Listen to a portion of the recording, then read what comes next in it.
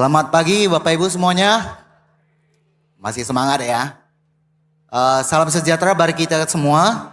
Sebelumnya mari kita panjatkan syukur kehadirat Tuhan Yang Maha Esa atas izinnya kita semua dapat berkumpul di sini dalam rangka merayakan HUT IAI ke-67 ya. Kalau boleh Bapak Ibu, saya berpantun dulu ya supaya lebih panas. Di taman bunga mekar berseri, indah sekali di pagi hari. Selamat ulang tahun IAI, semoga terus maju dan berprestasi. Saya ucapkan selamat datang di seminar hari ini tentang Enhancing Governance, Strategy, Risks, and Targets to Achieve an Effective Corporate Sustainability. Seperti yang Bapak Ibu sudah tadi dengarkan dari berbagai speech, kita sekarang ini landscape business mengalami banyak sekali tantangan, ya, sangat dinamis. Ada masalah technology changes, ada masalah climate, ada masalah geopolitical tension. Jadi keberlanjutan dalam konteks perkembangan dunia seperti ini itu sudah bukan hanya menjadi sekedar slogan atau istilah. Nah, ini adalah menjadi keharusan strategik ya. Kita bisa mengambil contoh beberapa perusahaan global, misalnya Danone, L'Oreal, Philip Morris ya. Bapak Ibu mungkin bisa melihat di website mereka bagaimana mereka sudah berhasil mengintegrasikan keberlanjutan ke dalam operasi bisnis mereka. Ya, ini membuktikan bahwa pengelolaan lingkungan dapat sejalan dengan pengembangan profitabilitas. Nah, hari ini kita akan menjelajahi bagaimana tata kelola yang efektif, perencanaan strategis, dan manajemen resiko dapat membantu mencapai target keberlanjutan yang ambisius. Dan tentunya juga apa peran akuntan dalam semua ini. Nah, hari ini kita mendapatkan kesempatan yang sangat baik untuk mendengarkan pandangan-pandangan dari para panelis kita yang luar biasa ini. Bapak Ibu, tepuk tangan untuk panelis kita. Nah, nanti saya akan memperkenalkan panelis sebelum mereka melakukan pemaparan ya. Secara urutan mungkin saya akan nantinya mempersilakan Prof. Sidarta Utama, kemudian Ibu Nawal Nelly, lalu Pak Amin Sunaryadi, kemudian terakhir Pak Ibnu ya. Jadi sebenarnya saya tidak perlu memperkenalkan mereka lagi ya, karena mereka sudah sangat terkenal sebenarnya. Tapi ya sesuai dengan arahan dari panitia, saya akan memperkenalkan pertama Prof. Tata yang nanti akan memulai paparan pertama ya. Saya ambil contekan dulu. Panelis pertama kita, Profesor Sidarta Utama.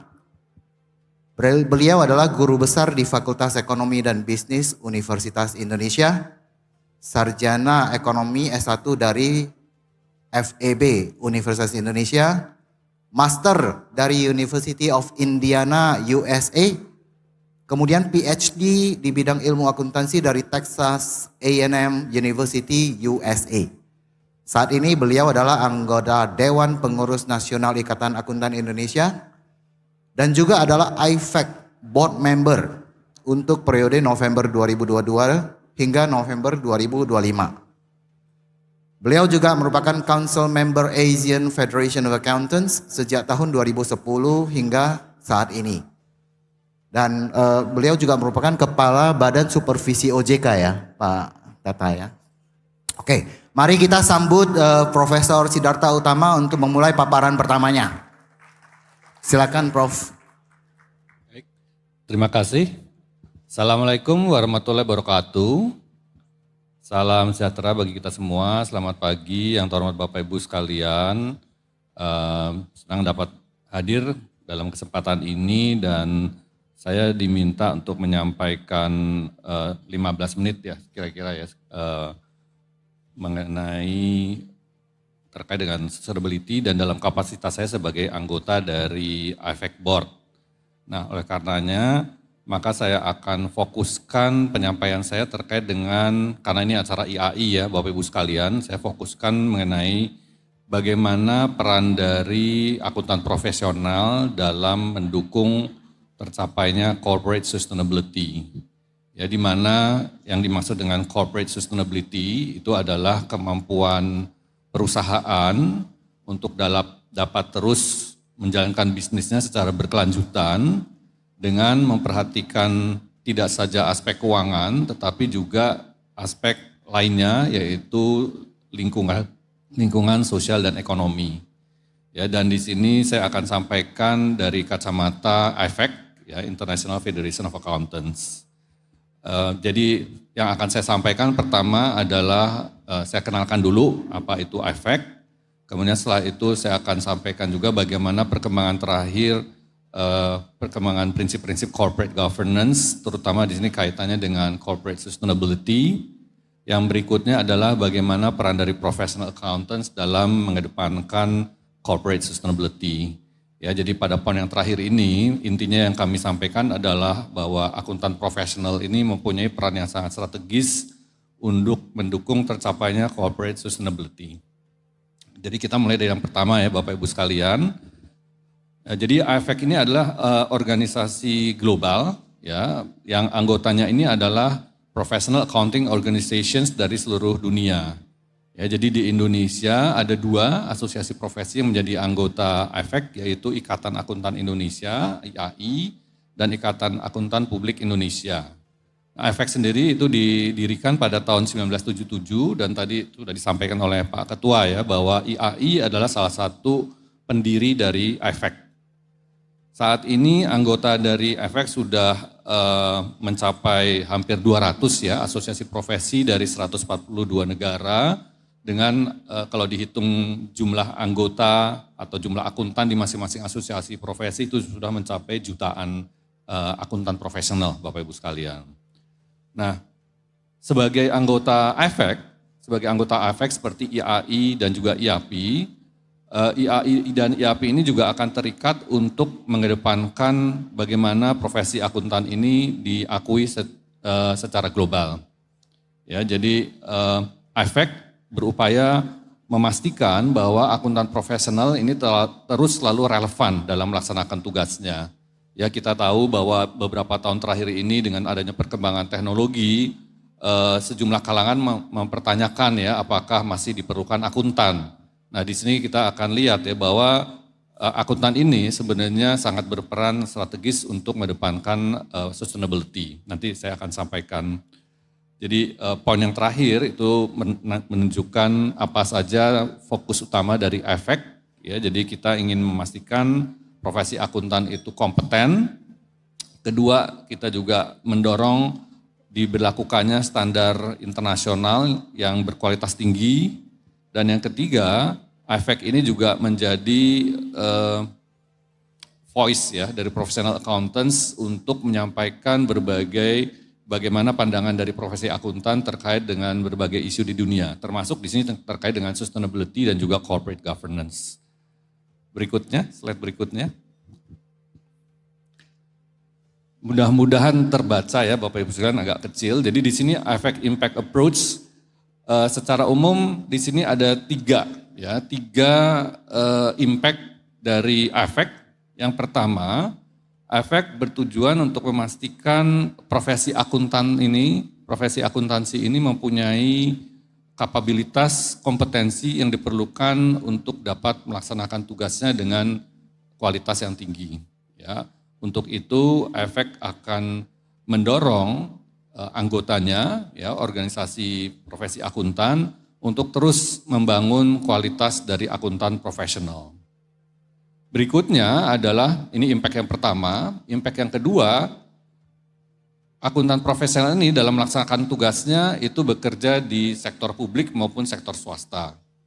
Nah, jadi yang diinginkan di sini adalah bahwa akuntan profesional yang bekerja di sektor publik maupun sektor swasta ini memainkan peranan penting untuk dapat mendorong kedua sektor tersebut untuk mencapai keberlanjutan dalam jangka panjang. Ya, karena sesi ini fokusnya adalah ke korporat, maka pembahasan saya terutama adalah terkait dengan korporasi. Kemudian yang berikutnya adalah akuntan profesional itu seharusnya dalam melaksanakan tugasnya juga berdampak positif terhadap ekonomi dan juga financial market. Ya, jadi keberadaan akuntan itu seharusnya memberikan dampak positif terhadap perkembangan tidak saja ekonomi tetapi juga terhadap keberlanjutan. Ya, jadi ini adalah impact approach dari AFEK. Dari masing-masing approach ini kemudian diturunkan dalam rencana aksi ya, dan juga diturunkan dengan rencana-rencana kerja yang akan dilaksanakan oleh AFEK. Ya, saya mengundang Bapak Ibu sekalian untuk dapat mengunjungi website kami untuk kemudian dapat mempelajari lebih dalam mengenai AFEK Impact Approach. Berikutnya. Nah, jadi seperti tadi saya sampaikan ya, bahwa salah satu aktivitas dari AFEK adalah menjadi voice dari professional accountants. Termasuk di sini terkait dengan perkembangan dari corporate governance. Ya, kita tahu bahwa governance itu sangat diperlukan untuk memastikan sektor publik maupun sektor swasta ini dalam melaksanakan tugasnya itu benar-benar memang untuk kepentingan dari perusahaan ataupun kalau sektor publik kepentingan rakyat Indonesia, dan untuk itu governance itu sangat penting. Nah, di sini saya sampaikan bagaimana AFEK ini juga terus mendorong ya bahwa prinsip-prinsip corporate governance itu disesuaikan dengan perkembangan terakhir, dan tahun lalu prinsip corporate governance dari G20 OECD, Indonesia adalah anggota dari G20, itu mengalami revisi ya tahun 2023. Salah satu revisi yang major itu adalah adanya prinsip ke-6 yaitu mengenai sustainability dan resilience. Ya, sustainability dan resilience, dan seperti Bapak Ibu sekalian dapat lihat ya di screen bahwa terutama yang sangat menonjol dalam prinsip ini adalah adanya prinsip sustainability dan resilience. Tadinya itu tidak ada. Ya, tadinya tidak ada. Jadi adanya prinsip baru ini menunjukkan bahwa governance, ya corporate governance itu mempunyai peranan penting untuk mendorong korporasi dalam melaksanakan bisnisnya secara berdasarkan prinsip-prinsip pembangunan berkelanjutan. Ya, jadi ini ya yang ditayangkan di sini adalah bagaimana dari AFEK ya ini berkolaborasi dengan OECD menyampaikan masukan-masukan ya mengenai apa yang sebaiknya tercermin di dalam prinsip-prinsip corporate governance tersebut. Ya, jadi kalau kita lihat di sini yang poin yang pertama menyampaikan pentingnya sustainability on risk management, ya, kemudian juga yang berikutnya adalah bagaimana dampaknya ke bisnis. Poin yang kedua menekankan pentingnya peran dari pimpinan perusahaan. Ya, jadi kalau di Indonesia itu para direktur dan komisaris untuk memastikan tidak saja fokus kepada pemegang saham, tetapi juga pada kepentingan stakeholders, para pemangku kepentingan. Ya, kemudian yang berikutnya juga shift dari selama ini mungkin bisnis itu lebih fokus ke arah investors. Nah, ke depan ini juga harus memperhatikan kepentingan dari para stakeholders. Ya, dan slide berikutnya. Nah, slide berikutnya, ini tadi saya sudah sampaikan ya, prinsip ke-6 mengenai sustainability dan resilience. Ada 4 seprinsip Bapak Ibu sekalian yang saya ingin sampaikan di sini. 3 prinsip pertama, ya kita mulai dari prinsip yang C, urutannya terbalik, C dulu. Nah, jadi prinsip C ini menyatakan bahwa boards, kalau dalam konteks Indonesia itu Dewan Komisaris dan Direksi, dalam melaksanakan tugasnya itu harus mempertimbangkan aspek sustainability, ya, keberlanjutan baik dalam aspek risiko maupun opportunities. Ya, jadi kita harus memandang bahwa sustainability ini tidak selalu sifatnya itu risiko, bisa juga sifatnya adalah merupakan opportunity. Ya, jadi prinsip C ini menyatakan bahwa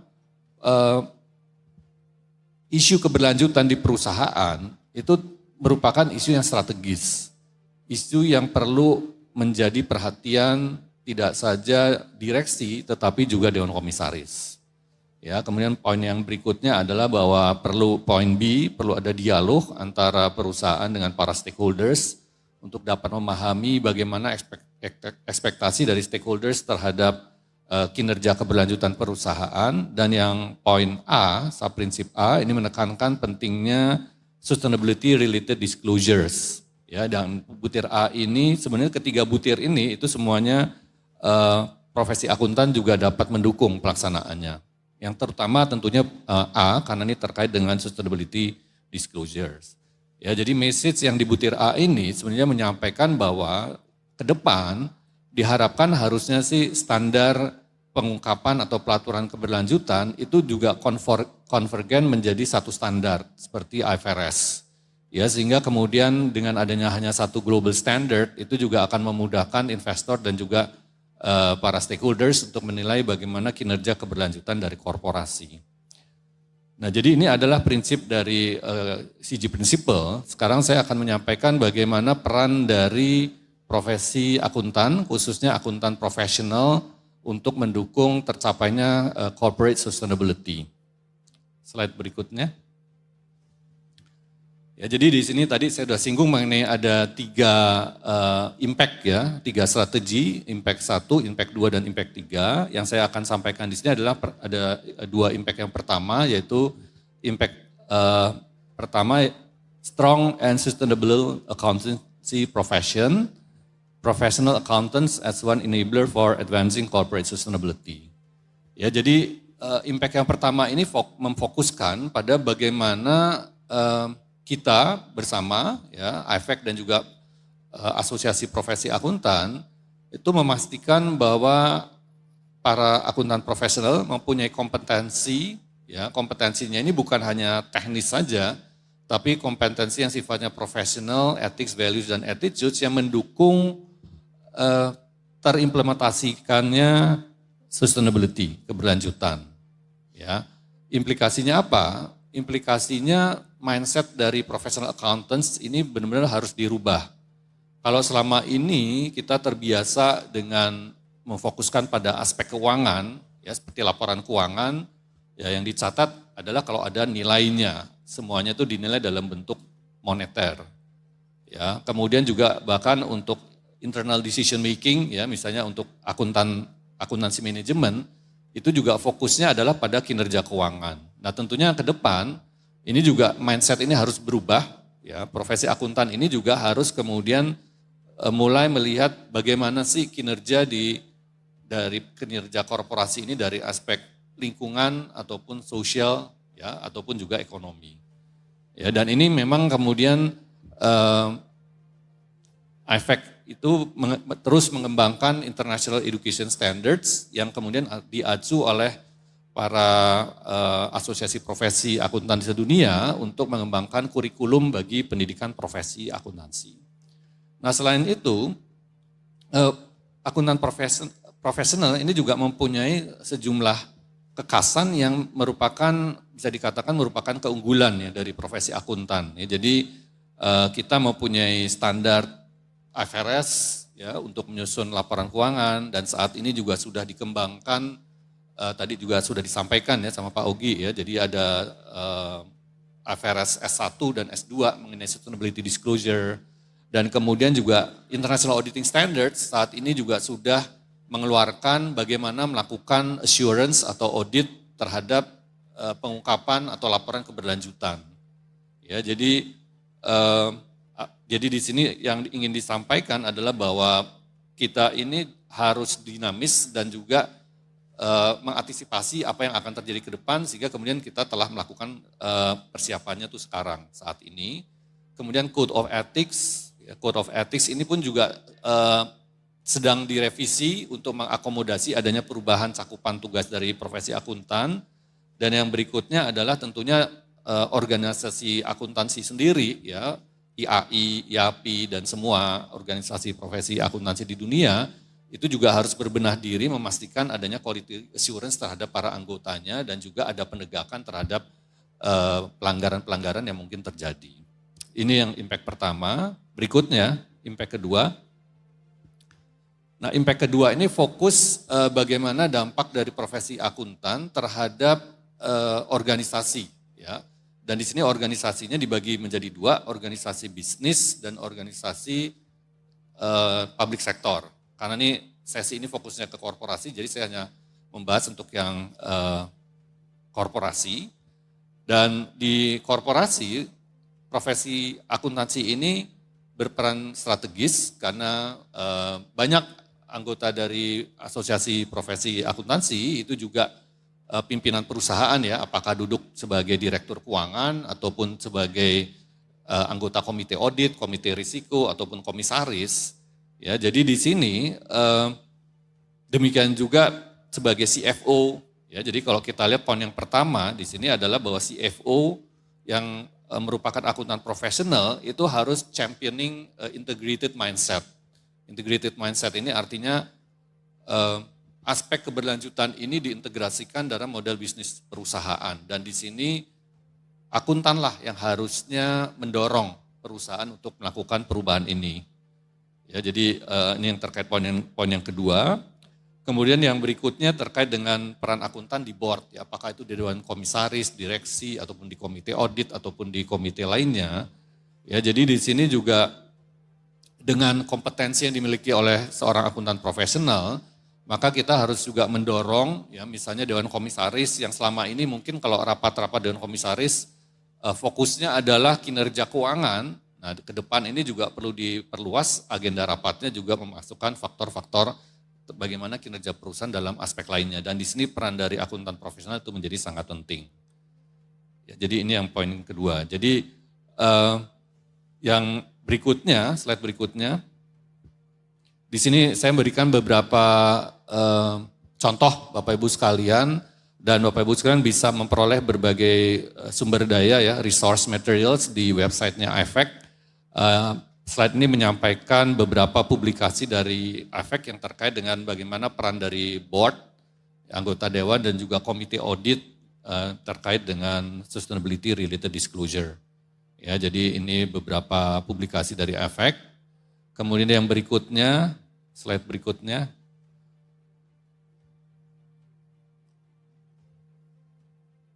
Oke, bisa tolong. Ya, slide berikutnya.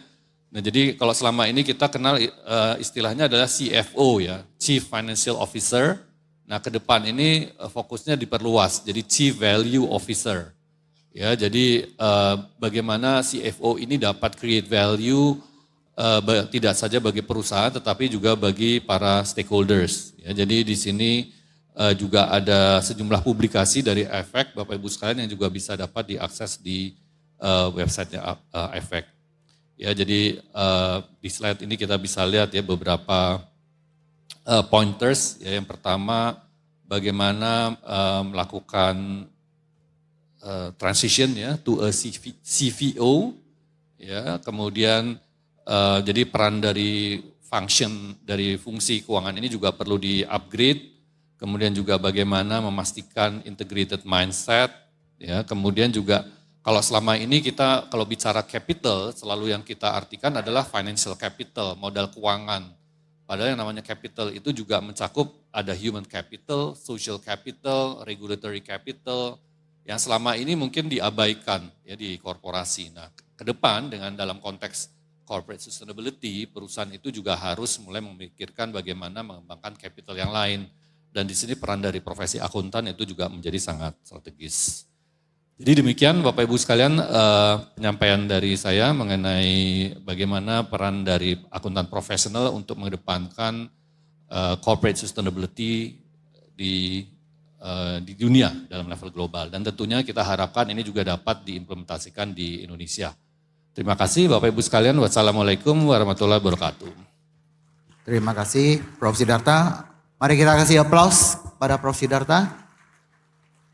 Ya, jadi sangat menarik bahwa yang dibahas adalah bagaimana peran akuntan sebagai bagian dari ekosistem pengembangan tata kelola ya agar perusahaan tetap bisa maju dengan sustainable ya. Berikutnya kita akan coba lihat lebih jauh bagaimana itu diaplikasikan dalam organisasi. Nah, pembicara berikutnya adalah Ibu Nawal Nelly. Saya akan bacakan CV-nya secara singkat karena pengalaman beliau luar biasa. Banyak sekali kalau dibaca nggak habis seharian. Ya, jadi saya singkat aja. Pertama, beliau itu adalah komisaris PT PLN Persero ya sejak Maret 2024.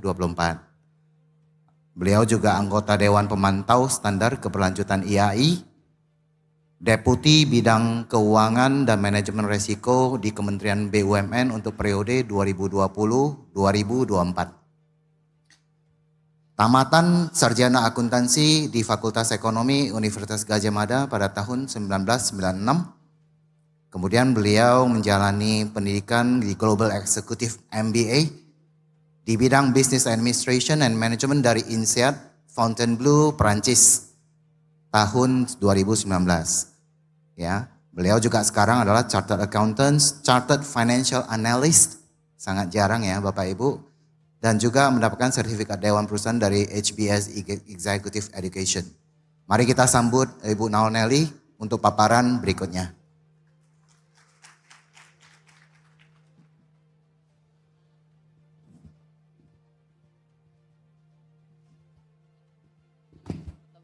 Selamat siang Bapak Ibu anggota IAI yang saya banggakan.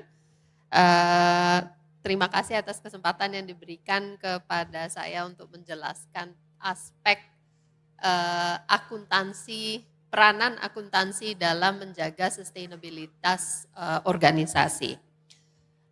Mungkin aku akan bergerak sedikit menjelaskan izin. Akuntansi ini field of study yang semakin lama semakin kompleks. Sebagaimana disiplin ilmu lainnya, akuntansi sudah diaplikasikan pada berbagai macam fungsi-fungsi korporasi yang sebagian besar bertujuan untuk menjaga, mengcapture angka-angka sebagaimana sesungguhnya, menjaga kinerja organisasi agar berada pada posisi yang konsisten dengan strategi yang diformulasikan dan untuk transparansi dan disclosure. Kalau aku udah ngomong kayak gini, akuntansi ini udah menanjak masuk pada disiplin behavioral accounting.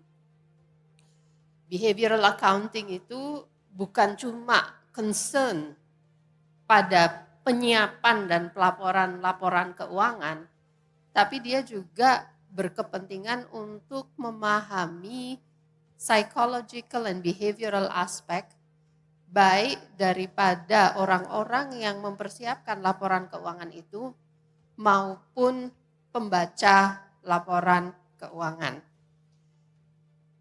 Korporasi seperti manusia, mungkin langsung ke slide-nya aja, is a complex being. Dia terdiri daripada orang, sistem, teknologi, yang juga dipengaruhi oleh external environments.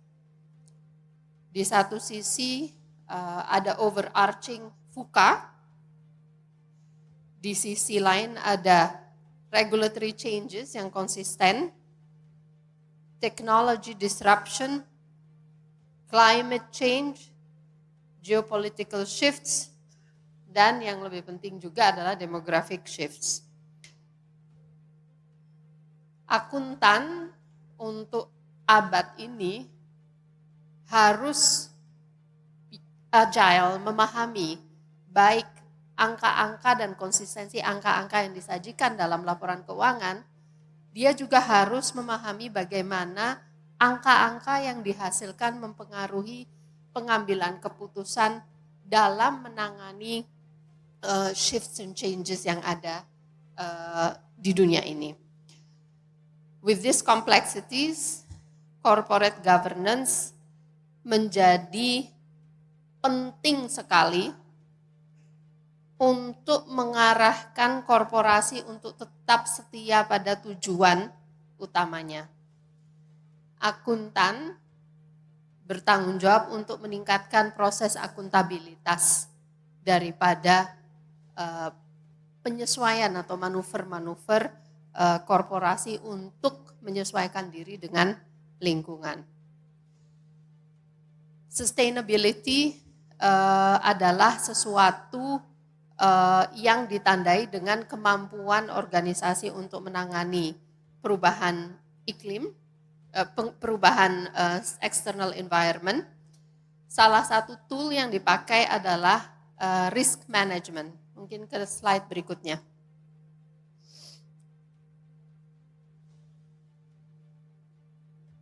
Risk management dan tata kelola harus berorientasi strategis dan ke depan, harus berorientasi prospektif dengan mempertimbangkan angka-angka historis, harus terintegrasi dengan proses bisnis, dan harus menggunakan teknologi dan metodologi yang mumpuni untuk dapat mempertanggungjawabkan proses pengambilan keputusan. Tata kelola resiko tidak terlepas daripada akuntansi dan pengumpulan data-data dalam proses akuntansi. Dari struktur dari struktur 3 itu, people, mungkin ke next slide. Dari struktur people, bagaimana proses akuntansi dapat meningkatkan pertanggungjawaban daripada organisasi dan bagaimana akuntansi dapat mempertahankan gerakan organisasi untuk tetap berada pada tujuan strategis. Itu terutama dituangkan dalam penetapan key performance indicator dan target setting daripada key performance indicator. Siklus perusahaan dalam perencanaan strategis dimulai dengan penetapan direction strategy, penterjemahan daripada direction strategy itu dalam bentuk KPI, implementasi dan monitoring daripada capaian, dan yang terakhir adalah menghubungkan atau melink reward dengan KPI yang sudah align dengan strategic direction. People react to KPI. People, when they act as individual, when they act as leaders, and when they interact in teams, react to KPIs. Dan yang paling penting di sini adalah bahwasanya KPI itu bukan sekedar angka-angka akuntansi, tapi bagi pembacanya KPI tersebut dapat mempengaruhi behavior daripada individu yang diterjemahkan kepada behavior pada organisasi. Mungkin ke next slide. KPI atau insentif yang baik dapat membentuk winning team.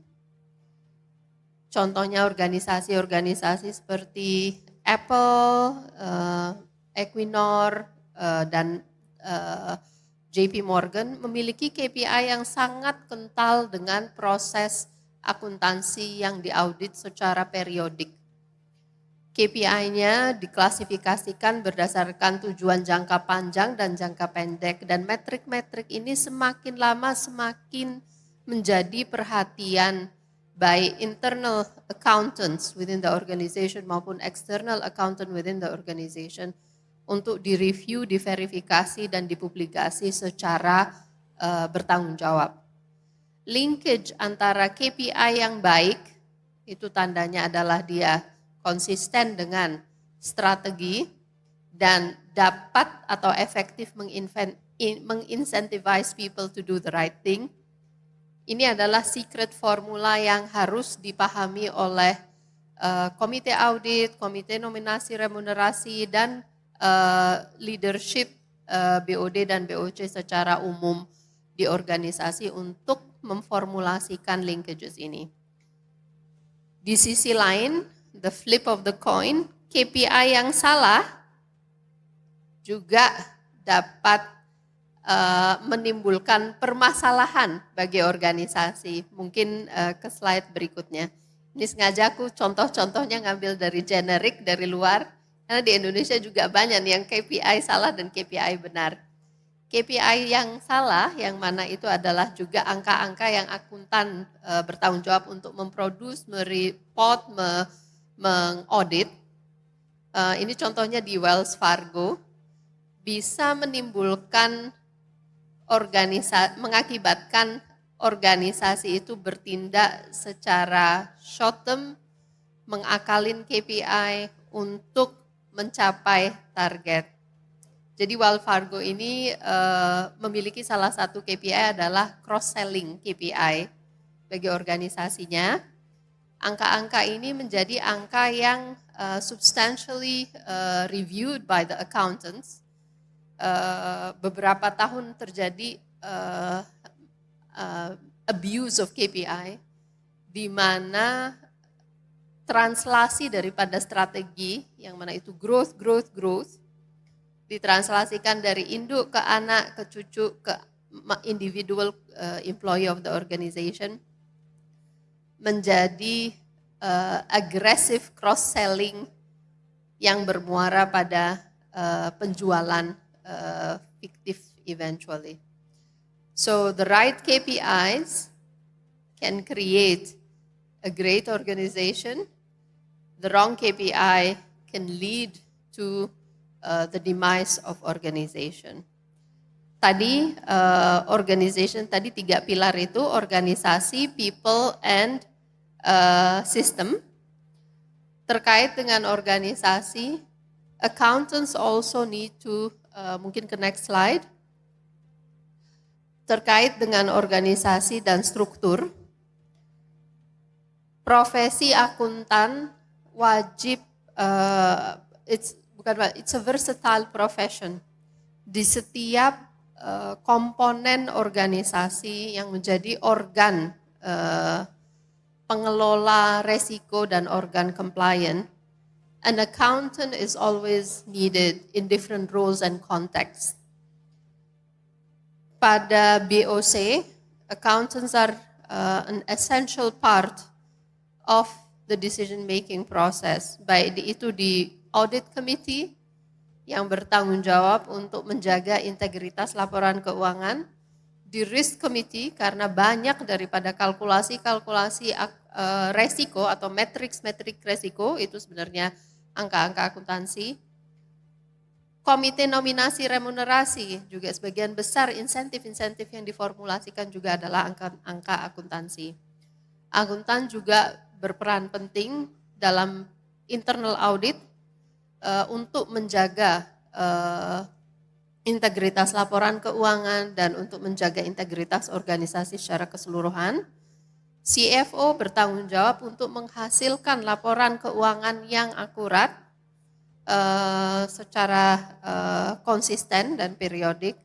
Chief Risk Officer will use a lot of the financial information produced by the finance team and other teams untuk memformulasikan key risk indicator. Di samping struktur organisasi, accountants juga set of policies, di dalam struktur juga ada set of policies dan procedure yang harus diterapkan untuk menjaga sustainability among the many procedures yang mungkin di luar bidang keuangan dan manajemen resiko. 2 set policies korporasi yaitu yang terkait dengan pengendalian internal terhadap pelaporan keuangan atau iCover dan kebijakan-kebijakan atau set kebijakan terkait dengan tata kelola resiko are the 2 most universal preliminary tool untuk menjaga sustainability organisasi. Of course policies ini ada, itu satu hal. Memastikan bahwa policies ini diimplementasikan is also another imperative untuk menjaga sustainability. Jadi to conclude, I'm gonna take an organizational behavior approach towards accounting. Ya, Organizations are a set of system, people, and infrastructure or technology. And accountants influence both the behavior of people. Accountants also influence the design of the system or the process, and accountants also have an impact or can design technological infrastructure to support the decision-making process. Mungkin karena waktunya udah hampir habis, I cannot overemphasize the importance of having a holistic accountants yang tadi istilahnya IAI beyond the numbers, ya. Angka dan apa dampak behavioral daripada angka itu. Dampak behavior baik bagi orang yang mempersiapkannya, maupun bagi orang yang membaca laporan keuangannya, itu jangan sampai dilupakan, because that's actually what makes us accountants more impactful in influencing organization. Demikian, sekali lagi selamat ulang tahun IAI. Billahi taufiq wal hidayah. Assalamualaikum warahmatullahi wabarakatuh. Terima kasih Pak Jum. Terima kasih Bu Nawal Nelly.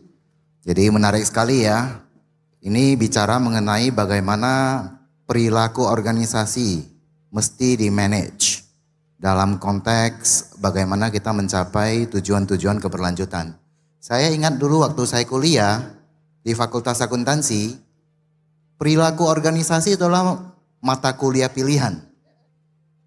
Dan akuntan pada tidak ambil semuanya. Ya, ternyata sekarang setelah bekerja sekian lama, saya baru sadar bahwa perilaku organisasi itu demikian penting. Jadi Bapak Ibu yang anaknya masih kuliah, minta tolong ambil mata kuliah perilaku organisasi ya, dan strategic management ya. Oke, terima kasih Bu Nawal Nelly. Kita kasih aplaus lagi buat Ibu Nawal Nelly. Nah, berikutnya saya ingin masuk ke bagaimana tata kelola yang lebih detail dan anti-fraud itu bisa membantu organisasi dalam mencapai tujuan-tujuan keberlanjutannya. Nah, untuk itu panelis kita berikutnya adalah Bapak Amin Sunaryadi.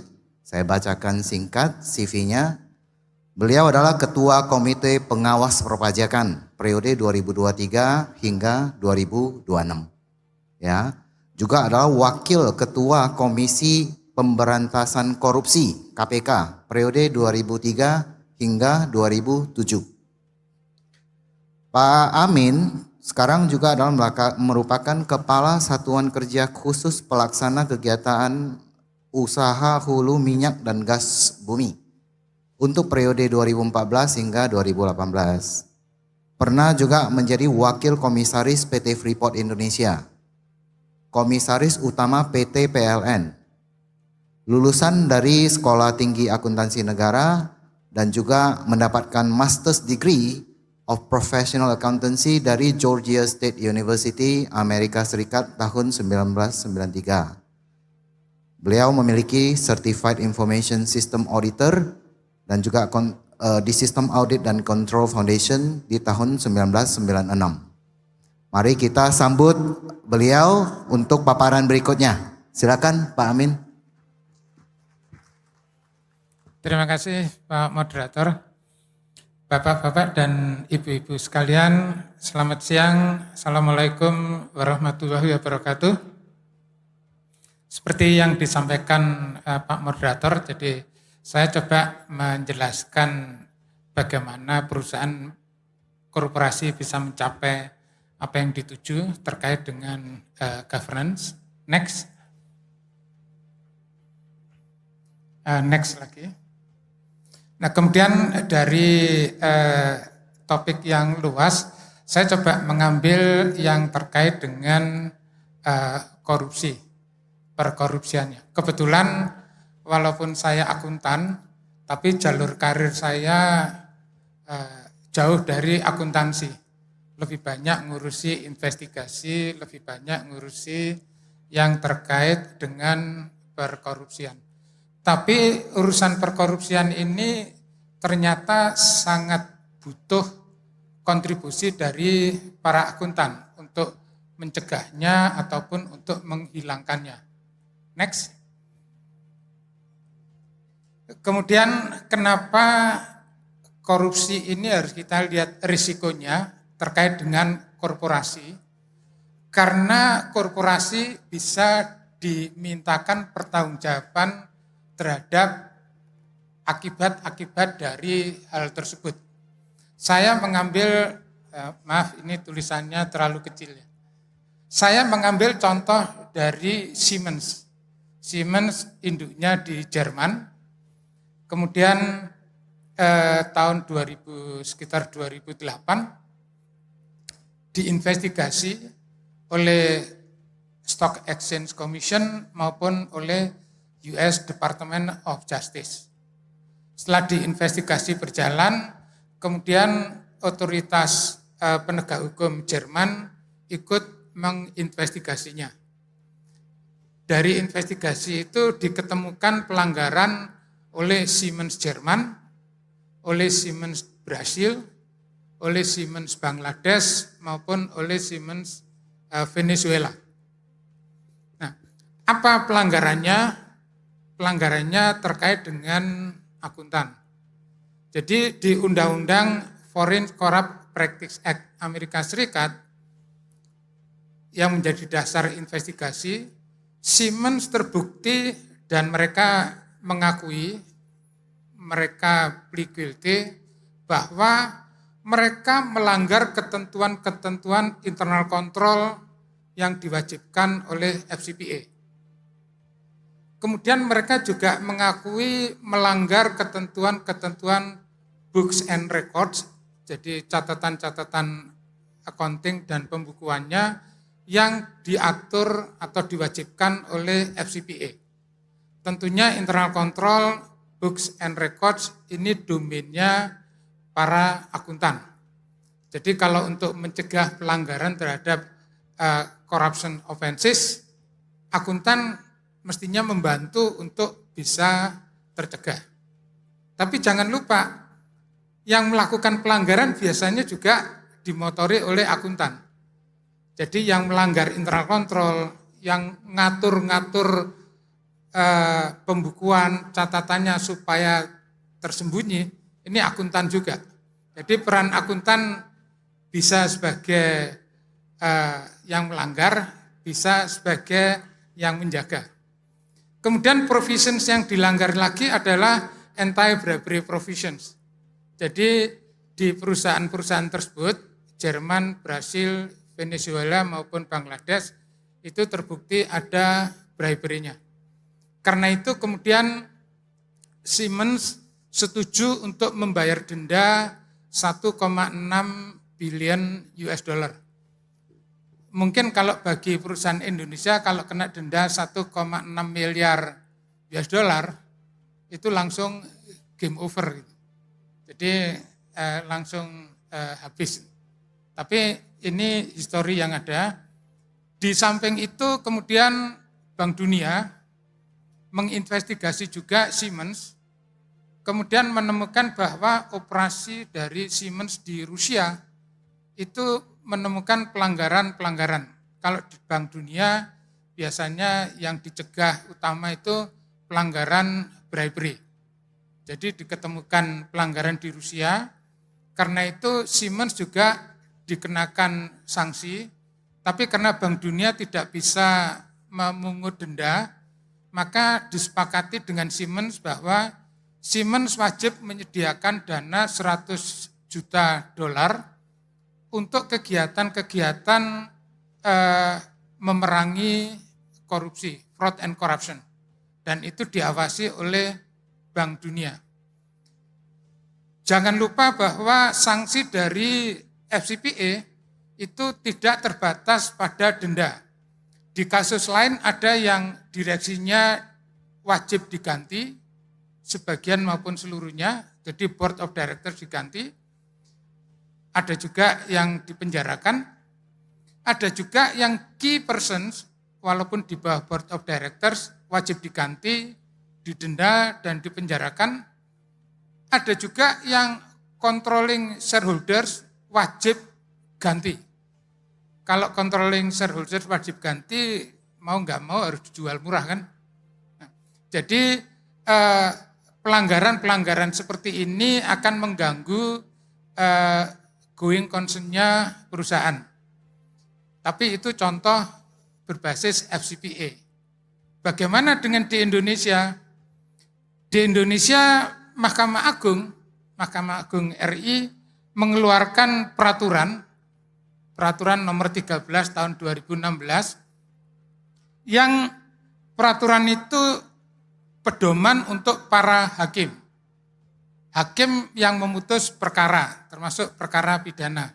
Nah, di pedoman itu dikatakan bahwa tindak pidana oleh korporasi merupakan tindak pidana yang dilakukan oleh orang berdasarkan hubungan kerja atau berdasarkan hubungan lain, baik sendiri-sendiri maupun bersama-sama yang bertindak untuk dan atas nama korporasi di dalam maupun di luar lingkungan korporasi.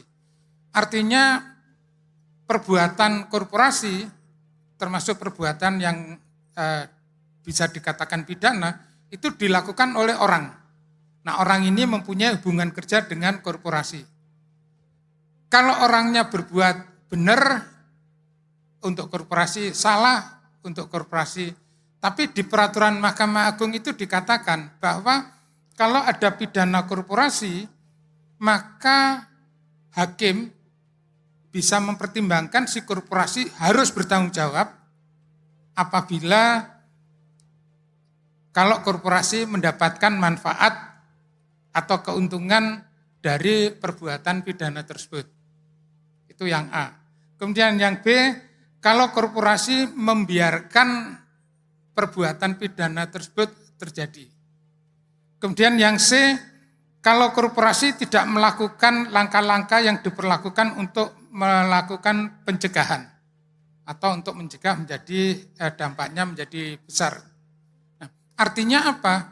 Bagi korporasi itu sangat penting untuk memastikan semua orang yang berhubungan, yang mempunyai hubungan kerja dengan dia, itu dalam melakukan perbuatan atau mengambil keputusan, itu memperhatikan kepentingan korporasi dan tidak melanggar ketentuan-ketentuan, terutama ketentuan pidana.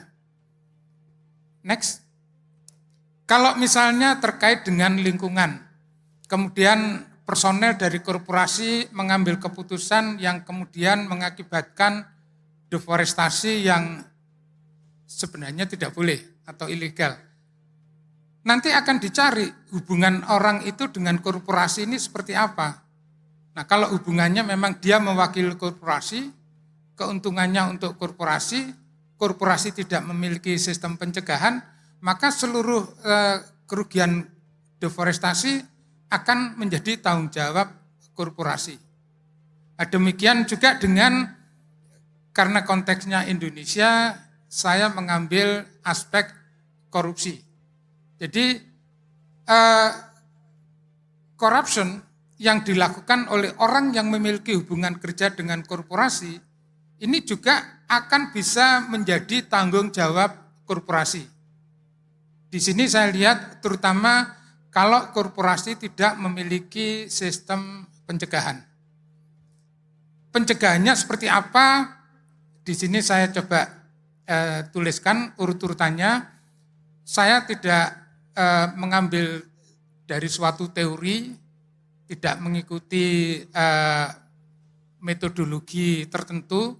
Saya mengambil dari pengalaman kerja. Jadi kalau misalnya perusahaan itu mengatakan kita mendukung climate change, karena itu kita tidak ingin banyak menggunakan plastik. Itu satu policy. Atau bisa juga kita ingin mendukung Indonesia supaya lebih maju, korupsinya harus dihilangkan, karena itu perusahaan juga ingin mendukung pencegahan atau pemberantasan korupsi.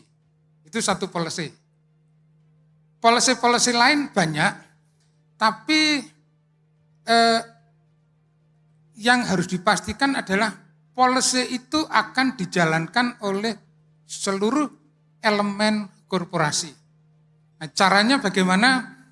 Apapun polisinya, kalau menurut saya nomor satu yang harus dilakukan adalah di level policy. Policy itu harus paling tidak ada dua hal. Pertama, setting tone from the top.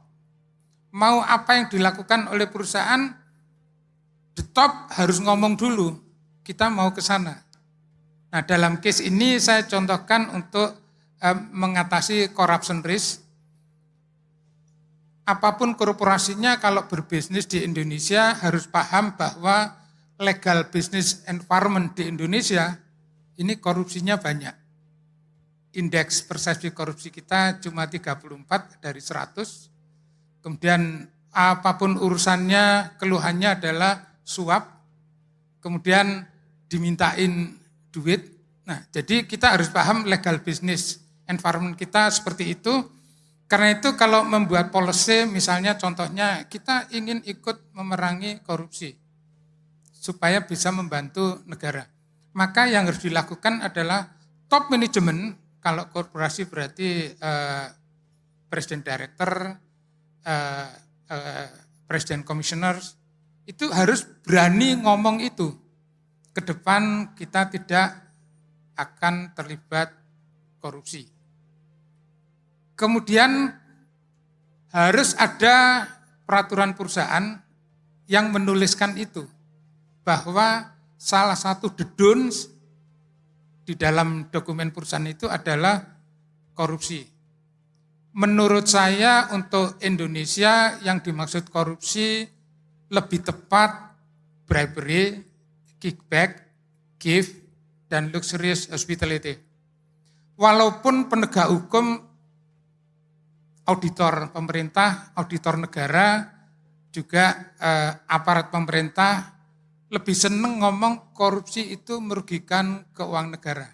Tapi menurut asesmen saya itu suatu posisi yang salah. Salah sejak Orde Baru 1971 sampai 98, berarti salahnya sudah 27 tahun. Salah sejak Orde Reformasi. Jadi pemberantasan korupsinya Orde Reformasi mulai tahun 99 sampai hari ini, berarti 25 tahun. Jadi salah mengartikan korupsi sebagai yang merugikan keuangan negara. Itu sesat.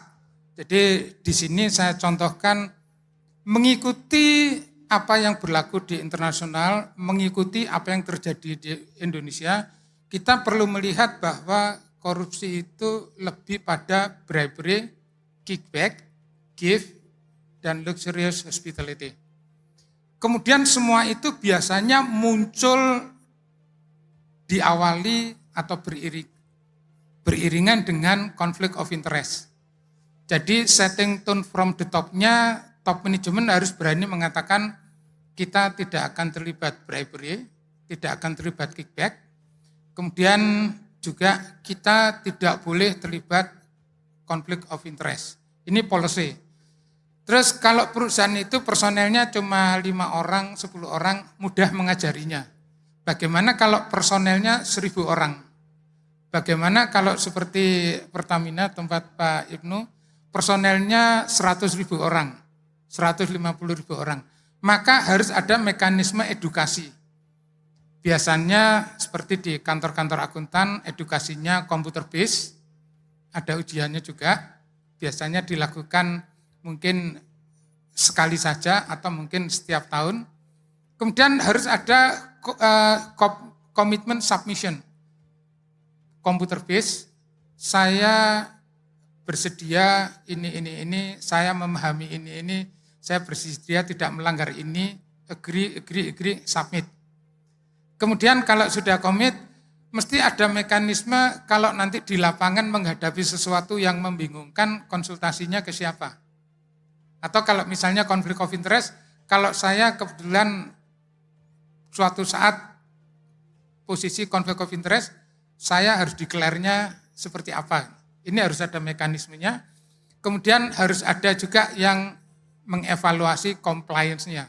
Apakah ada yang belum mengikuti edukasinya, apakah ada yang belum submit komitmennya. Nah ini biasanya unit compliance tersendiri. Baru nanti kalau ada pelanggaran diinvestigasi, kalau investigasinya hasilnya sudah ada, maka ada reward punishment-nya. Siklusnya mesti seperti itu. Kemudian yang sering dilupakan adalah evaluasi. Kalau ada satu policy sudah ditetapkan, kemudian dijalankan, bagaimana efektivitasnya? Ini sering tidak dievaluasi. Jadi misalnya begini, tahun 2021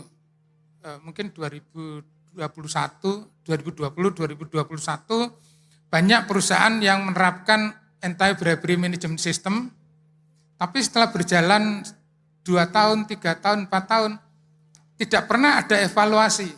Evaluasinya begini, kalau anti-bribery management system, itu evaluasinya harus bertanya ke majority vendor. Berbisnis dengan perusahaan kami ada konflik of interest nggak? Berbisnis dengan perusahaan kami masih ada bribery nggak?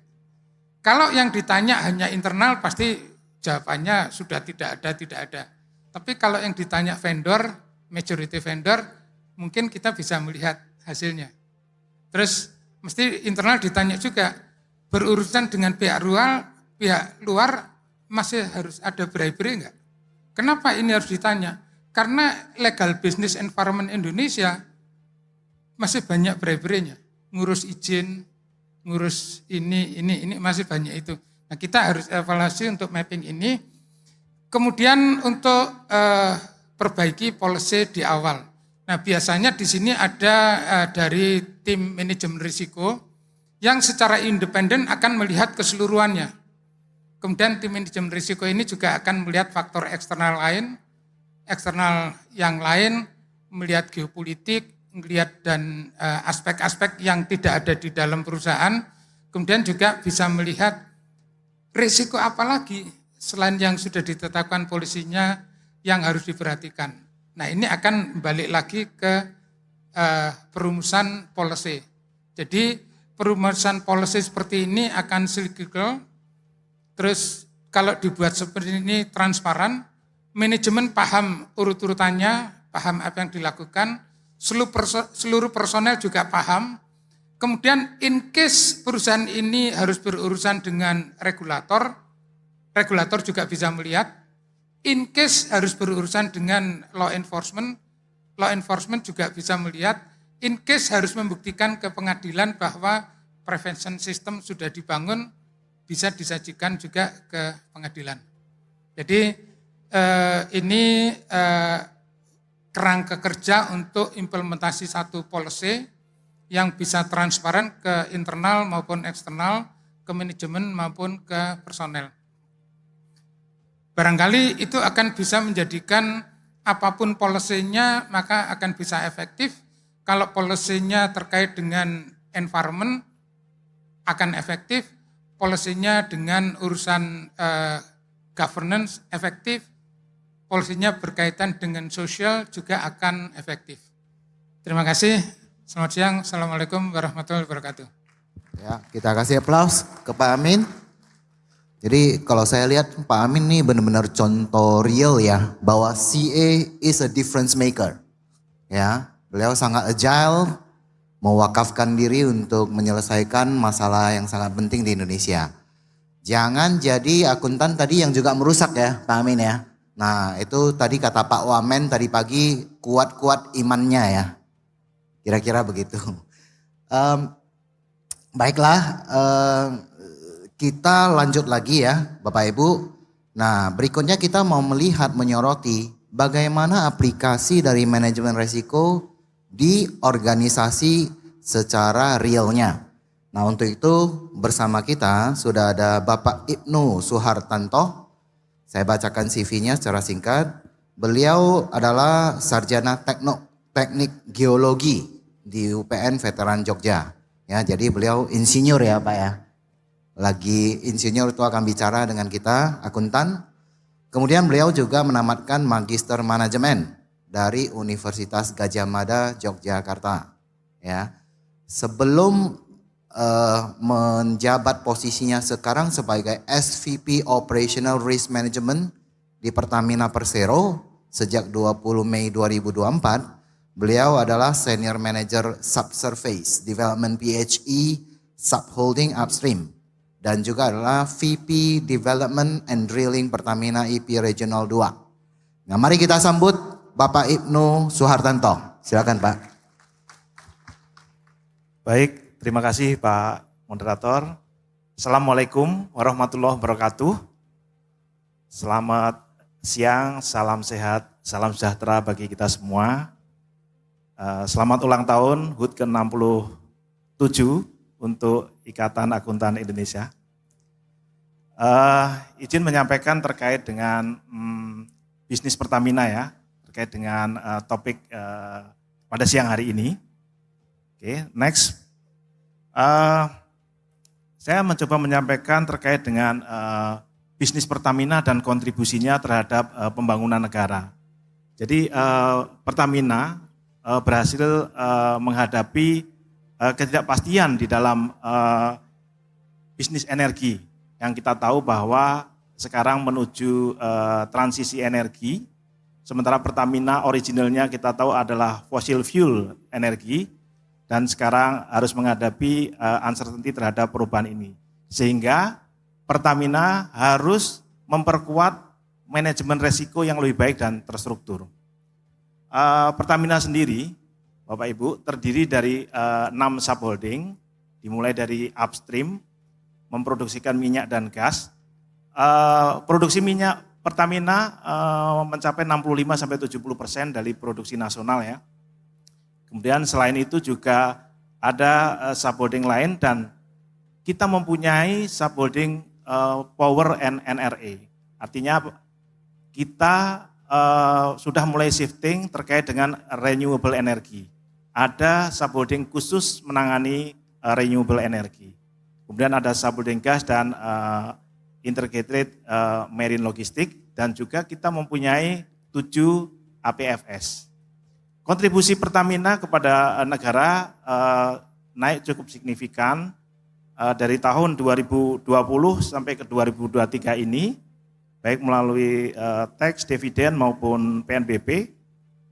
Dan ESG skor Pertamina saat ini per Desember 2023 adalah 20,7. Pada slide selanjutnya, kita mencoba mengaitkan antara visi dan misi negara ya, Astacita. Next slide. Di Astacita kedua, kita harus pemerintah mendorong kemandirian bangsa melalui swasembada energi. Ini sudah inline dengan visi Pertamina, yaitu menjadi perusahaan energi yang mengedepankan ketahanan, ketersediaan, dan keberlanjutan energi. Jadi Astacita nomor 2 sudah sesuai dengan visi Pertamina. Kemudian next slide, implementasi manajemen resiko pembangunan nasional di Pertamina. Kita tahu bahwa Pertamina ikut atau menjadi bagian di dalam manajemen resiko pembangunan nasional, termasuk dengan PLN juga. Maka kita harus berperan dalam mengelola resiko untuk program prioritas kemandirian energi yang dicanangkan di dalam Astacita tadi, melalui kegiatan penguatan implementasi transisi energi. Kita sudah punya subholding PNRE tadi untuk kita menguatkan ke arah transisi energi. Jadi di Astacita kedua kalau turunannya adalah proyek prioritas kemandirian energi, kemudian program priority activity-nya adalah penguatan implementasi di transisi energi, yang indikatornya nanti akan kita bisa lihat adalah konsumsi biofuel, kemudian peningkatan produksi renewable energy, dan final energy intensity. Kemudian pada slide selanjutnya, challenge di dalam sektor energi ada 3 hal, global megatrend, yang kita tahu bahwa energi mix atau bauran energi ke depan tentunya mengarah ke renewable energy. Lambat laun persentasenya akan bergeser dari energi fosil ke energi transisi atau energi renewable. Kemudian Yang kedua adalah geopolitik. Kita tahu adanya konflik di area atau belahan dunia yang lain mempengaruhi kuat terhadap harga maupun perubahan pola pasokan. Ya tentunya ini menjadi challenge di dalam industri ini karena industri energi ini menjadi kebutuhan dasar dari setiap negara. Tentunya sangat mempengaruhi dan menjadi 3 global megatrend. Selain itu juga ada climate change. Climate change kita tahu bahwa tuntutan net zero emisi dan 2060, kemudian reduksi emisi dan lain-lain itu menjadi hal yang harus kita antisipasi, harus kita sesuaikan di dalam bisnis Pertamina ini. Di domestik sendiri, Bapak Ibu, ada trilema energi. Energi security, energi equity, dan sustainability yang harus kita manage secara balance untuk pencapaian energi transisi ke depan. Jadi terkait dengan tren global maupun kondisi trilema energi harus kita olah dan kita sesuaikan balance untuk mencapai transisi energi ke depan. Oke, next selanjutnya. Apa respon aksi dari energi trilema dan pencapaian terkait dengan Astacita tadi, Astacita kedua? Pertamina menetapkan 4 hal. Yang pertama adalah RJPP atau Long Term Plan Strategi 2025-2029 sudah menetapkan dual growth strategi. Maximizing legacy business, artinya kita masih mengoptimalkan bisnis dari fossil fuel. Dan yang kedua adalah membangun energi rendah karbon, low carbon. Itu adalah long term plan strategi kita. Kemudian melakukan setting target dan monitoring. Seperti yang disampaikan Bu Nawal Nelly sebelumnya bahwa KPI ini ditentukan dan dilacak kemajuannya untuk menuju sustainability target yang berkelanjutan. Kemudian yang ketiga adalah penguatan integrated governance untuk memperkuat pengawasan dari tingkat BOD, kemudian peran dan tanggung jawab yang jelas dari semua pelaku bisnis ini, kemudian pelaporan yang transparan dan memperkuat budaya perusahaan. Kemudian yang keempat adalah comprehensive risk management. Ini di Pertamina semakin diperkuat dalam 2 tahun terakhir ya, implementasi manajemen risiko yang komprehensif untuk melindungi aset organisasi, mendukung pengambilan keputusan dan keputusan yang strategis.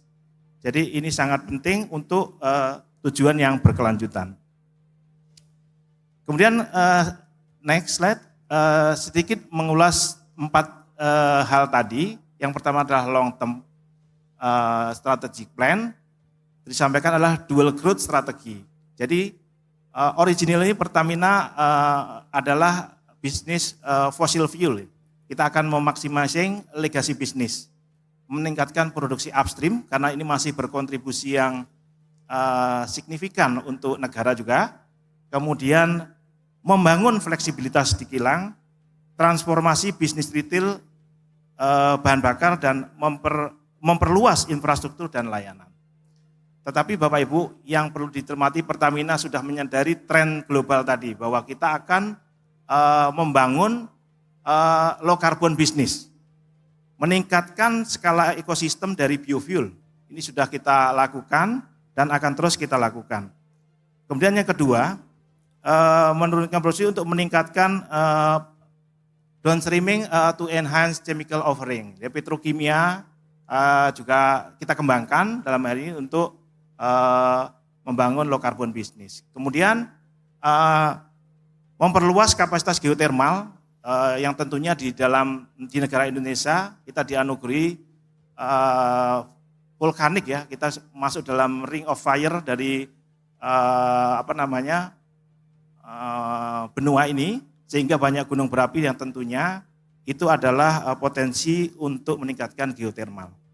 Kemudian melakukan uji coba low carbon teknologi, kita sudah menerapkan CCS, CCUS di beberapa lapangan kita untuk teknologi low carbon ini. Kemudian yang berikutnya, next slide, terkait dengan setting target dan monitornya. Ini untuk mewujudkan visi dan misi perusahaan untuk mencapai tujuan tadi disampaikan Astacita tadi, Astacita kedua, Pertamina merumuskan prioritas tentunya terkait inisiatif perusahaan yang dituangkan dalam program kerja. Untuk maximizing legacy business, prioritasnya tentunya adalah economic and social value untuk Indonesia. Kita mengutamakan economic dan social value. Kemudian untuk building low carbon business, prioritasnya adalah sustainability champion. Kita akan ekspansi kapasitas geothermal, kemudian pengembangan produksi biofuel dan lain-lain. Kemudian pada slide selanjutnya yang terkait nomor 3 tadi disampaikan adalah penguatan integrated governance. Sesuai dengan Permen 2 BUMN kita menerapkan mengimplementasikan Komite Tata Kelola Terintegrasi. Komite Tata Kelola Terintegrasi ini sudah diterapkan di holding maupun di 6SH. Artinya bahwa di dalam tata kelola terintegrasi tadi sudah ada di dalamnya internal audit, risk management, compliance yang tentunya ini menjadi hal yang penting di dalam penguatan governance kita. Jadi KTKT membership ini diketahui oleh Komut Pertamina, kemudian wakilnya Komite Audit dan di dalamnya ada KPMR serta ada direktur dari manajemen risiko Pertamina maupun di anak perusahaan. Kemudian pada slide selanjutnya terkait nomor 4 tadi, comprehensive risk management. Seperti yang disampaikan sebelumnya bahwa Pertamina semakin memperkuat organ pengelola risiko dan membuat framework dari manajemen risiko ini berdasarkan referensi yang sudah ditetapkan gitu ya. ISO 31000 dan kita juga mengacu juga ke KOSO dan Project Risk Management Policy, di mana kita yang paling utama dari framework ini adalah leadership dan komitmen tentunya. Ini adalah hal yang paling penting dan kita sudah melaksanakan 3 hal, sudah selesai dan akan terus kita perbaiki tentunya. Adalah risk management organ established terkait dengan Permen BUMN nomor 2 tahun 2023. Kemudian KTKT tadi sudah sampaikan sudah ada dan risk management charter dan risk appetite statement. Dari 6 yang hal di dalam framework ini memang masih ada beberapa yang on progress gitu ya. Terkait dengan integrasi yaitu informasi sistem integrasi RMS yang masih kita bangun. Kemudian manajemen sistem integrasi juga masih kita on progress. Sedangkan lainnya terkait desain, implementasi, evaluasi dan improvement sebagian besar sudah kita laksanakan. Tentunya masih perlu penyempurnaan, perbaikan karena memang baru 2 tahun terakhir mungkin saat Bu Nawalneli ada di sana, kita diperkuat untuk manajemen resiko ini dengan Kementerian BUMN. Jadi itu Bapak Ibu yang bisa saya sampaikan.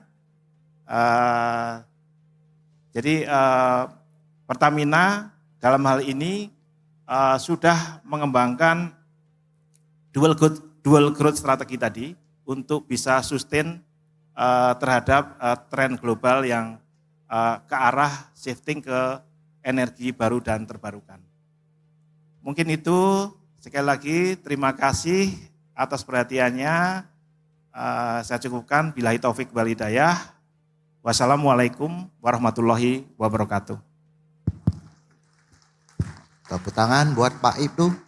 Jadi sebenarnya ya saya memang nggak bisa membayangkan ya di organisasi seperti Pertamina, di mana energy transition itu kan udah jadi satu topik yang nggak bisa dihindarkan ketika bicara sustainability ya. Tapi ini kan intinya adalah organisasi yang menjual fossil fuel, gimana caranya untuk mentransformasikan diri ke renewable energy misalnya. Jadi Bapak Ibu kalau memang sempat saya sarankan ya, coba Bapak Ibu lihat Integrated Report 2023 dari Philip Morris International Bapak Ibu. Nah itu kan adalah perusahaan rokok yang tema sustainability-nya adalah build a smoke-free world. How would that be possible? Nah inilah yang kita selalu sebut adalah transformasi bisnis yang nantinya memerlukan peran akuntan di dalamnya.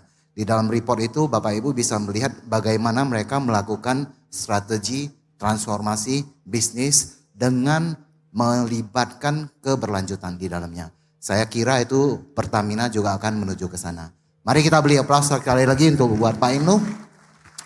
Nah saya sekali lagi mengundang Bapak Ibu untuk memasukkan pertanyaan. Sekarang ini sudah ada beberapa pertanyaan. Of course, I'm standing between you and lunch ya, Bapak Ibu ya. Jadi kita akan coba menjawab mungkin 4 pertanyaan ya. Bisa ditayangkan pertanyaan pertama, panitia?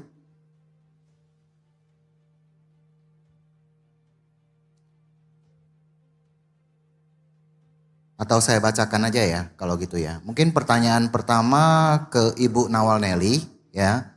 Pertanyaan ini adalah dari Bapak Broto Haryadi CA. Pertanyaannya ya, bagaimana perusahaan dapat mengidentifikasi dan mengelola risiko lingkungan, sosial dan tata kelola dalam operasional sehari-hari? Mungkin bisa dijawab singkat Bu Nelly. Jadi terima kasih, ini memang pertanyaan yang paling eminent sekarang ini karena memang masa transisi. Resiko climate sama dengan resiko-resiko lainnya harus diidentifikasi oleh lini pertama.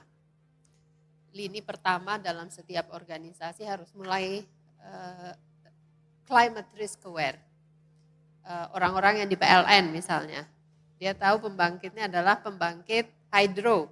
Sekarang musim keringnya lebih panjang dari biasanya. Lini pertamanya yang ada di pembangkit tersebut harus aware, harus mengetahui, oh ya kalau kering ini nanti aku dayanya kurang. Kalau dayanya kurang berkepanjangan, ini konsekuensi ekonominya. Jadi dari lini pertama harus mengidentifikasi, melaporkan, berkoordinasi dengan lini kedua untuk kalau ada resiko seperti ini, duduk bareng membahas beberapa hal. How frequent, what's the probability, how to capture it, bagaimana cara mengukurnya. Dan yang ketiga yang paling penting nih di sini adalah bagaimana cara memitigasinya, strategi mitigasinya. Together you need to have a discussion between lini pertama yang pertama ngeliat dengan lini yang kedua yang the risk risk director. Identify how you manage or how you want to handle that risk. Resiko bisa ditanganin dengan cara di-manage. Jadi kalau udah tahu ada musim kemarau berkepanjangan, pembangkit lagi harus double kapasitasnya atau inventorinya. Yang kedua adalah diasuransikan, you wanna take it out of your business, aku nggak mau ninanganin resiko seperti ini, aku mendingan ask someone else to help me do this. Ini kalau climate risk, unfortunately bisa diasuransiin, but it's not gonna help you fulfill your mission, karena kadang-kadang ada beberapa resiko yang you have to manage. Ya. Dan yang ketiga adalah dihindari sama sekali. Once you agree on these action, you sit periodically, talk to each other. These are the risks. This is the financial consequence, and this is how we want to mitigate it. Itu adalah cara yang paling efektif untuk memahami untuk mengcapture resiko-resiko yang emerging seperti ini. Enggak semua resiko emerging, unfortunately banyak di climate risk resikonya sifatnya emerging. Musim kemarau berkepanjangan, hujan berkepanjangan, level of ketinggian air, permukaan air laut meningkat. All of these are emerging risks. We have to think of it before it happens, and we need as an organization untuk duduk membahas, bukan cuma untuk diukur, tapi gimana cara memitigasinya. Things that you are capable of handling, ditanganin. Things that you think ini ada orang lain yang bisa menangani resiko ini lebih baik, mendingan di delegate. Mungkin itu aku kepanjangan, maaf Pak Jum. Belum kepanjangan. Jadi intinya ada transition risk ya Bu Nelly dan ada physical risk. Nah dua itu harus di manage. Baik, terima kasih Ibu Nelly. Berikutnya saya pikir saya pilih-pilih aja ya. Pertanyaannya ada beberapa pertanyaan ke Prof. Sidarta. Saya bacakan aja ya Prof ya, mungkin ya yang saya pilih. Saya nggak tahu yang di situ itu sama atau enggak. Ini pertanyaan dari Pak ZMZ Abidin. Dalam implementasi governance, bagaimana mekanisme pengawasannya dijalankan? Sehingga publik atau stakeholder tahu dan paham apakah suatu korporasi dinyatakan melanggar praktik governance atau tidak, Pak? Silakan, Pak.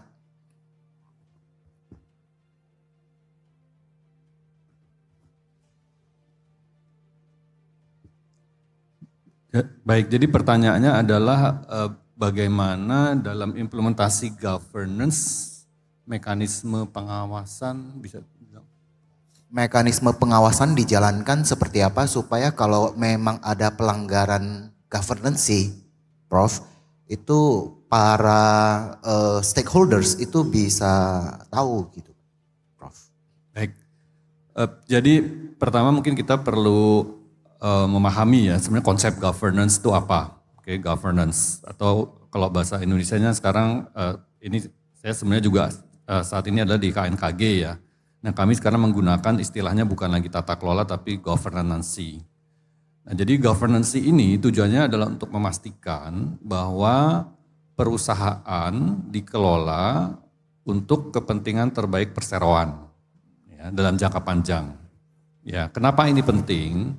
Karena dalam prakteknya kadang perusahaan ini dikelola bukan untuk kepentingan perseroan tapi untuk kepentingan pribadi ya atau kelompok dari pimpinan perusahaan. Ya, jadi biasanya kalau governance ini kita bicaranya perilaku self interest ini sudah dalam konteks level direksi atau dewan komisaris. Ya, oleh karena itu perlu salah satu azas ya atau pilar dari governance itu perlu dipastikan adanya oversight, pengawasan ya. Jadi di sini dalam hal ini Dewan Komisaris melaksanakan pengawasan terhadap direksi ya, harus dipastikan monitoringnya ini adalah efektif. Ya, monitoringnya adalah efektif dan juga peran dari Dewan Komisaris ini adalah juga untuk melaksanakan memberikan pengarahan yang sifatnya strategis ya. Jadi ini Bapak Ibu sekalian juga perlu pastikan ya, karena kalau kita mengacu ke Undang-Undang PT, di situ hanya disampaikan bahwa Dewan Komisaris ini tugasnya adalah melakukan pengawasan dan memberikan nasihat kepada direksi. Ya, kalau dari perspektif governance harus dipastikan pengawasannya adalah efektif. Yang kedua, nasihat itu kan sangat luas ya, konotasinya bisa kemana-mana. Kalau dalam perspektif governance, nasihat ini itu sifatnya harus yang sifatnya strategis, strategic guidance. Ini juga untuk memastikan jangan sampai ada dua matahari di perusahaan. Jadi Dewan Komisaris harus mengupayakan fokusnya adalah pada hal-hal yang sifatnya strategis dan juga memastikan pengawasannya adalah efektif.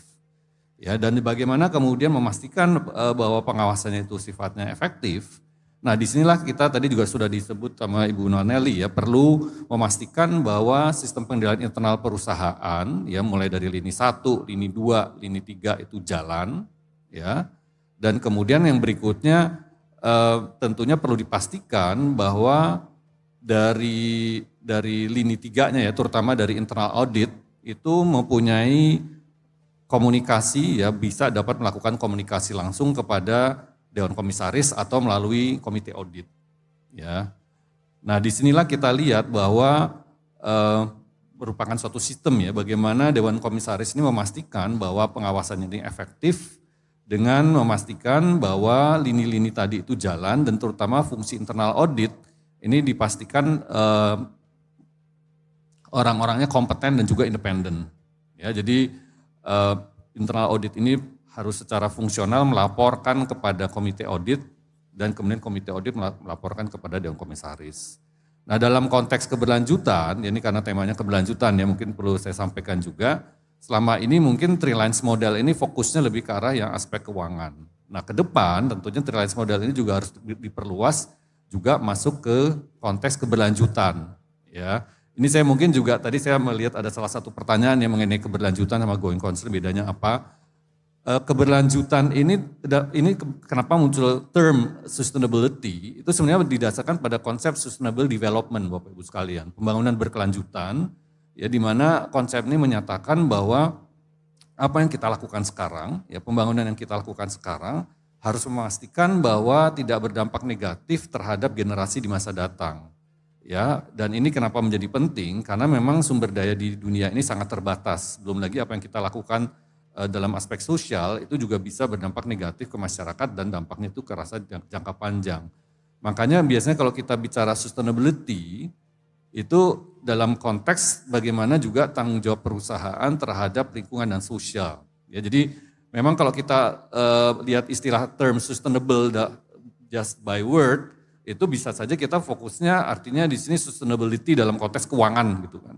Tapi dalam konteks yang sustainable development yang kita bicarakan di sini corporate sustainability itu sebenarnya juga lebih luas. Ya, jadi juga masuk implikasinya di perusahaan tidak saja bisa fokus ke keuangan tetapi juga harus masuk ke lingkungan dan sosial.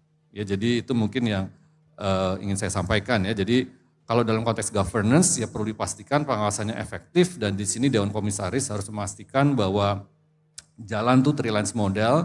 Dan juga ini tentunya sampai juga masuk ke budaya ya, budaya adanya saling check and balance, dan budaya untuk saling melakukan pengawasan dan seterusnya. Yang terakhir yang juga sangat penting sebenarnya sih etika. Ya, jadi Dewan Komisaris ini juga harus menumbuhkan budaya etika yang tinggi, ya, jadi perilaku yang sangat beretika. Karena kalau misalnya budaya yang beretika tinggi ini dijalankan, sebenarnya pengawasan nggak perlu terlalu ketat. Ya, jadi karena pengawasan itu adalah costly Bapak Ibu sekalian, ada biayanya. Pengawasan yang berlapis-lapis itu sebenarnya costly. Jadi kalau kemudian yang ditumbuhkan di sini adalah budaya yang beretika, harusnya pengawasannya nggak perlu terlalu ketat, toh juga perusahaan akan bisa sustain dalam jangka panjang. Itu mungkin yang saya bisa sampaikan. Terima kasih. Terima kasih Prof. Tata, semoga menjawab ya. Dan secara praktek nantinya itu memang ada buat listed companies, kalau ada kelemahan signifikan atas internal control itu harus lapor ke Bu Sofi di OJK ya Bu ya. Kalau ada going concern issue juga. Baik, kita beralih ke pertanyaan berikutnya dari kembali lagi Pak MZ Abidin ke Pak Amin Sunaryadi. Bagaimana membedakan suatu korupsi adalah perbuatan pribadi satu atau lebih orang-orang kunci dalam suatu korporasi atau perbuatan oleh korporasi yang bersangkutan sehingga hukuman diberikan tepat sasaran. Silakan Pak Amin. Baik, terima kasih. Kalau untuk konteks Indonesia ya, berarti kan begini, undang-undang tidak ngatur secara jelas gitu ya. Karena itu muncul peraturan Mahkamah Agung. Di peraturan Mahkamah Agung kan ditulis begini, hakim akan mempertimbangkan tindak pidana itu menjadi tanggung jawabnya korporasi apabila satu, kalau hasil kejahatan itu atau manfaat kejahatan itu dinikmati oleh korporasi. Berarti korporasinya harus bertanggung jawab. Kemudian termasuk salah satunya gini, bahwa korporasi itu tidak membuat sistem pencegahan. Jadi kalau misalnya yang saya jelaskan tadi ya, misalnya korporasi mengatakan gini, korporasi dan semua personel di dalam korporasi tidak boleh terlibat bribery. Kemudian suatu saat ada personelnya, mungkin satu director atau general manajernya ditangkap karena menyuap. Nah, kemudian akan dilihat di korporasi gimana polisinya. Oh, polisinya bribery tidak boleh. Terus dilihat lagi, polisi ini sudah diedukasikan ke seluruh personel belum? Nah, itu akan diperiksa edukasinya, caranya bagaimana, pelatihannya bagaimana, daftar hadirnya bagaimana, materinya seperti apa, ini akan dicek. Jadi kalau misalnya, oh ternyata ngomong ada pelatihan, dicek lagi, arsip daftar hadirnya enggak ada. Nah ini berarti bohong nih. Nah, kalau bohong berarti si korporasi harus tanggung jawab nih, karena belum mengedukasi. Kalau misalnya sudah diedukasi, kemudian katakan gini, dia sudah ngerti tapi personel ini komit enggak terhadap policy anti bribery. Oh sudah ada komitmennya, nah, berarti ini tanggung jawab si orang itu. Terus compliance-nya dimonitor enggak?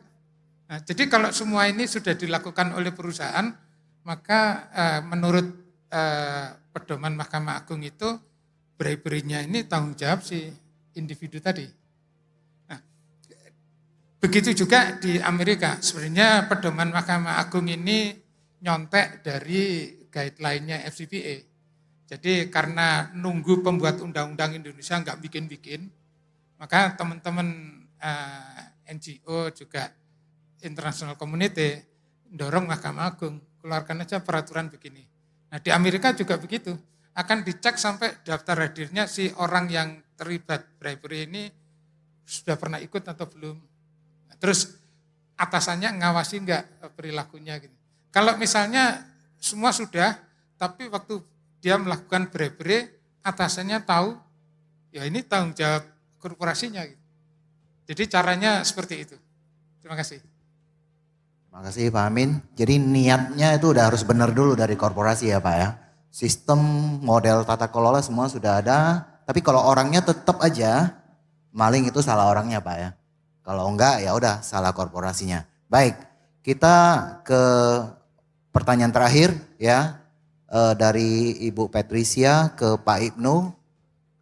Bagaimana strategi Pertamina tetap mempertahankan kinerja usaha di tengah besarnya investasi yang harus dikeluarkan untuk menghasilkan green energy, Pak? Silakan Pak Ibnu. Baik, terima kasih atas pertanyaannya.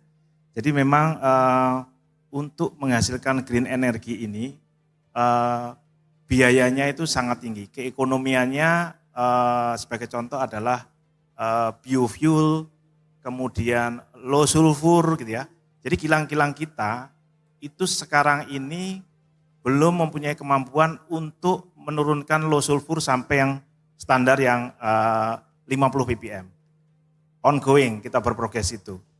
Tentunya karena ini menjadi hal yang dicanangkan sebagai program pemerintah, Pertamina mengusahakan seefisien mungkin memproduksikan green energy ini.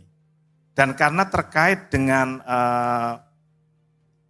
hajat hidup orang banyak gitu ya, artinya di dalam kebutuhan masyarakat yang terkait juga dengan pemerintah, tentunya Pertamina memerlukan regulasi, aturan yang lebih firm dalam arti bahwa sebagai bagian dari PSO dan juga sebagai bagian dari perusahaan yang perlu tetap survive atau tumbuh gitu ya.